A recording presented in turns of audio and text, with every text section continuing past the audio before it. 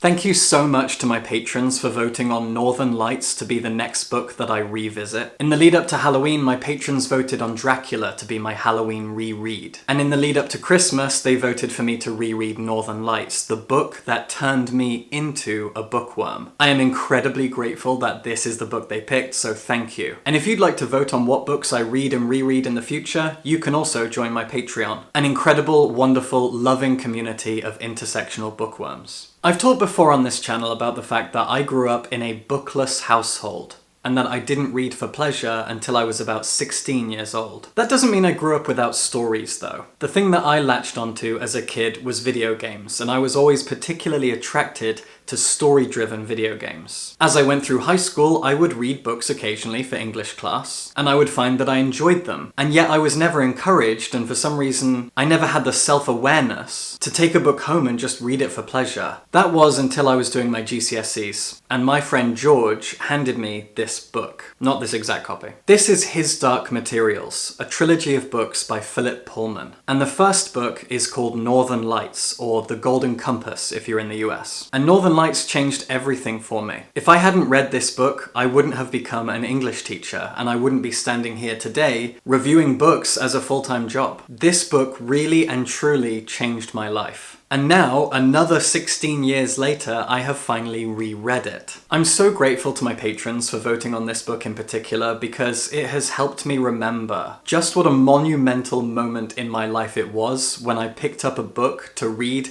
at home alone for pleasure, just for enjoyment, just for my own satisfaction. Not a book I was being forced to read in English class. And now, rereading it in my 30s has proven to be an incredibly powerful and also kind of eye-opening experience. So let's talk about why. In case you've never read it, Philip Pullman's Northern Lights is a young adult urban fantasy novel. It's set in a world parallel to ours, with a lot of similarities and also a lot of very important differences. Cultures and politics are different, things were invented differently and serve different purposes. Many things from household objects to countries have different names. The world is familiar and yet unfamiliar. And in this world, every human soul is split in two. Every single human being in this world has a body, a human body, and also an animal companion, which is a part of their soul that lives outside of them. This animal companion is called a demon. Each demon has its own name, and it can speak to us. Your demon is very much a part of you. And when we are children, our demons are able to shapeshift into and from any and every kind of animal. As we go through puberty, our demons settle into one form, one animal that they will be until the day we both die. And that animal tells people something about the personality of the human. For example, we learn very, very early on that if your demon is a dog, you are an obedient person. You're probably going to grow up to be a servant. And I remember when I first read this book being terrified of the idea that my demon would be a dog. Because I have issues with authority, because I like being self-employed, and because I knew that way back when as well. Another example is that in this world, a scholar's demon is so often a raven, an intelligent and curious creature. You get the idea. Our protagonist is a young 12-year-old girl called Lyra, who has a demon called Pantalaimon, or Pan. Lyra is an orphan, and she has been raised in the grounds of Jordan College in Oxford. Her uncle is a rich and powerful man named Lord Asriel. He dumped her there and occasionally comes in to check on her, and he's not very nice to her. And he's mostly a travelling academic, an explorer. When the book opens, he's due to visit Oxford again. He's planning to give a talk to a group of important men at the college, and Lyra is going to spy on it. Pan, serving as her Jiminy Cricket, her conscience tells her it's a bad idea,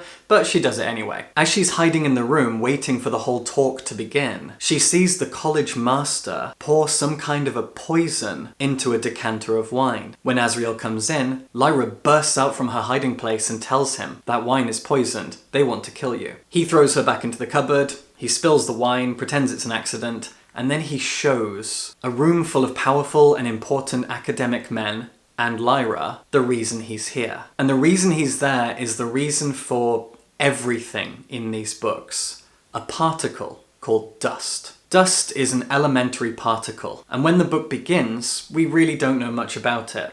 In fact, we continue to know very little about Dust all the way through the trilogy, as far as I remember. I should make it clear at this point, I only reread Northern Lights, because the whole trilogy is pretty long. And as the book goes on, we learn more things about Dust, and we develop more questions about Dust. And as we learn about Dust, we simultaneously learn about the politics of this world and the themes of the novel. Philip Pullman is a humanist, and I think I could call him an anti-theist. As a punk teenager, I was the same way. I was aggressively anti-theistic. Organized religion was the first big thing that I learned to hate and disdain and want to rally against. I didn't know anything about the government or party politics, but I knew that organized religion was a toxic, poisonous, monstrous, devastating thing. And so I reacted to a lot of enthusiasm to the themes and story of Northern Lights. And I'm only now, as I say this, realizing that if I had read any other book at that moment, at that stage in my life, I still might not be where I am today. It's not just that I had to go home and read a book for pleasure and discover the magic of literature. It was that I had to read that book. That book, with its aggressive political themes, spoke to me in just the right way, at just the right moment in my life, when I was an angsty teenager who hated religion. And that is one of the main themes of this book, and Dust comes to kind of represent that. See, after the opening events of the book, Lyra starts to learn, and all of Oxford starts to whisper, about a group of people who are kidnapping children. The kids nicknamed the Gobblers. And we later learn that they are a group from within the church called the General Oblation Board. And they are led by a woman called Mrs. Coulter, although we don't learn that until a little bit later into the story. Mrs. Coulter visits the college. Lyra knows nothing about her at this point, but is immediately interested in her, kind of fascinated by her and inspired by her. And Mrs. Coulter offers to kind of adopt Lyra, to take her under her wing, to take her out away from Oxford into the wide world and teach her things. And Lyra goes with her. They go to London. And while they're there, Lyra and Pan become suspicious of Mrs. Coulter and her golden monkey demon. She doesn't like them. She feels under threat and she escapes. This is when we start learning about the General Oblation Board, or the Gobblers. The fact that they really are kidnapping children for some reason. And that Lord Asriel is up in the far north, somewhere in the Arctic Circle, and that he's been kidnapped and held hostage by a group of bears. Because in this world, polar bears are intelligent. They speak human languages, they have opposable thumbs, they wear armor, they are clans. And also in this world, there is a different attitude towards gypsy travelers. In this world, they are called Gyptians, and some of their children have been kidnapped. With their help, Lyra journeys to the north. She wants to learn about the General Oblation Board, and about Dust, and about Mrs. Coulter, and she wants to try and rescue Lord Asriel. The reason I said before that revisiting this book has been kind of eye-opening is because as a teenager, I read Northern Lights, which, as I said, is a YA novel. I understood the plot and the characters, and I really attached myself to Lyra. And I understood that Dust represented some kind of grand, universal, scientific mystery to explore, and that the General Oblation Board was an arm of the church that wanted to squash it, or was afraid of it, or wanted to use it for evil. Revisiting the book in my 30s, I understand all of this a lot better, but that got me thinking about how smart this book is. In rereading Northern Lights, I've developed a newfound respect for Philip Pullman as an author who trusts and respects his reader. There is a lot of mystery, a lot of vagueness, a lot of grey in this novel. It's not entirely clear what Dust is. It's not entirely clear what Mrs. Coulter wants, what Lord Asriel really wants. These people are veiled in shadow. They are not good or bad. They are complicated, as is Dust, as are the politics, as is the religion of this world. Philip Pullman is a humanist who despises organised religion, and yet at no point does he pander or preach to the audience. He presents a complicated world of grey areas, of people who are neither heroes nor villains, but also very much are heroes and villains. And he trusts the audience to explore all of that, to think it, to mull it over. He respects us. And given that this is a young adult novel, he's encouraging children to think for themselves. He's trusting and respecting children and young adults to read this novel and mull over what he's presenting to them. And I so admire that. I so respect it. I am so grateful to him for having an actually mature attitude and to trust that kids are intelligent and will think about this book on a critical level and grow to love it probably because they weren't patronized by it. I didn't notice any of that when I was a teenager because I was a kid reading a young adult book. As an adult now, I'm reading it and going, wow, this guy really respects children and their intelligence and their imaginations. Great. And going back to those grey characters, this is another thing that I really admire. To simplify things, Mrs. Coulter is a villain. She represents an arm of the church that is kidnapping children and destroying their lives. I'm gonna have to spoil something here in order to talk about it in a bit more detail, so fair warning. The General Oblation Board is kidnapping children in order to use a kind of guillotine to separate children and their demons. The book itself says that a human without a demon is like a person without a face. It's something frightening and unnatural. It doesn't happen. It shouldn't ever happen. And when it does happen, the separation between human and demon causes both to become zombie-like. They no longer have any curiosity. They no longer think for themselves. They are zombie-like servants, grey-faced, expressionless, walking around without thoughts or feelings. And the General Oblation Board thinks this is a good thing, because the thing about dust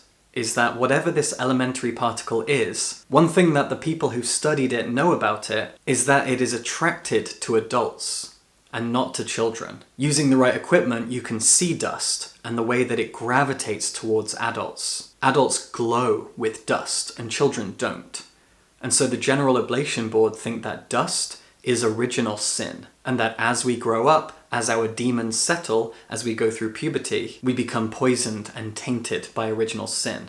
And maybe by separating a child and their demon, we can be saved from original sin. It's naive, it's frightening, it's dangerous, it's abusive, and if they do it on any kind of a global scale, it will destroy everything. Lord Asriel is not that.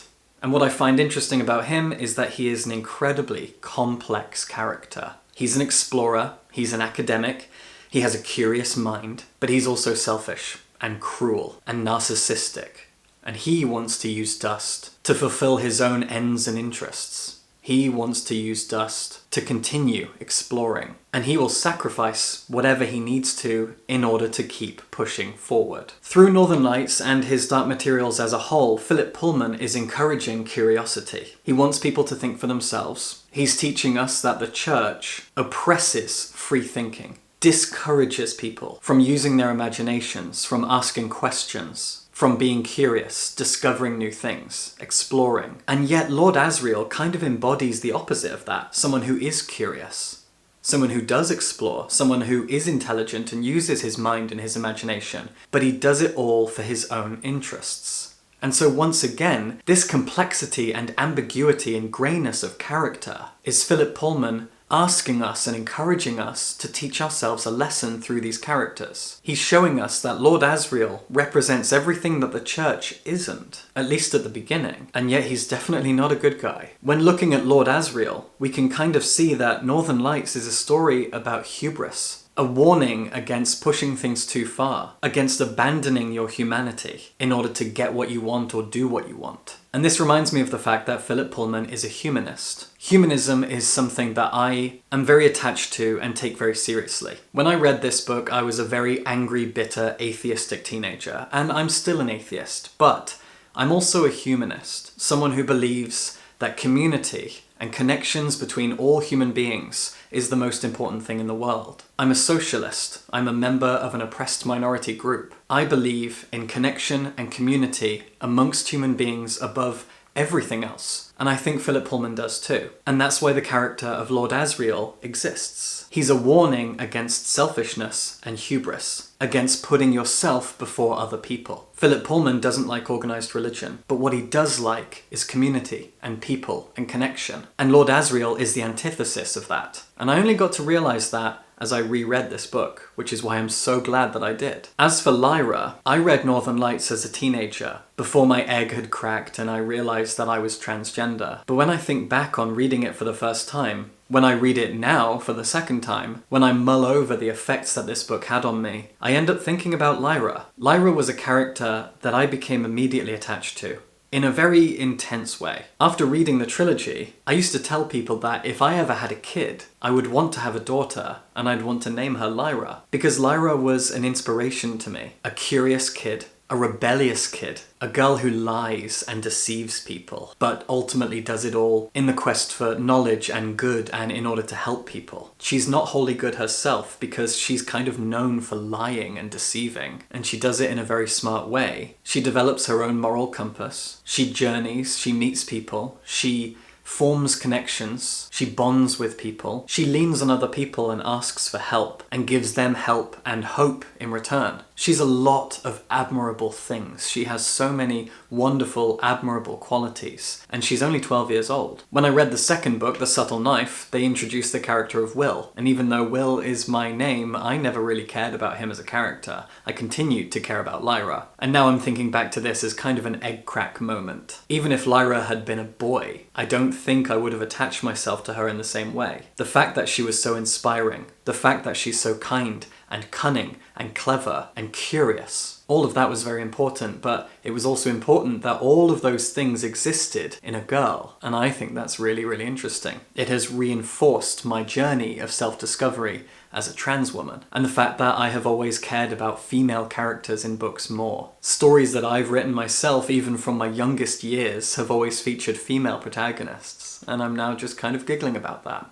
I have a lot to thank Lyra for. I already knew some of it, but not all of it, and I'm really grateful for that. Northern Lights is the book that turned me into a bookworm. It's the reason I'm standing here now. It's the reason that literature is pretty much my entire life. But it's so much more than that. It is everything that I've said in this video. The anti-theistic and humanist themes of this book resonated with me as a teenager, and they continue to do so. The greyness and complexity of the characters and of this very, very beautifully well-realized world, it's all so inspiring. As a kid, I was mesmerized by the idea of a world that is so similar to ours and yet so different, and I wanted to understand all of those differences. A lot of those are political, and I'm only kind of getting to grips with those differences now. As a kid, there was so much I didn't understand about the politics that are interwoven into this narrative, and now, yeah, absolutely. But it didn't all matter. You don't have to understand all of the nuance when it comes to the politics. What you have to understand is that this is a curious and exciting world that you are encouraged to explore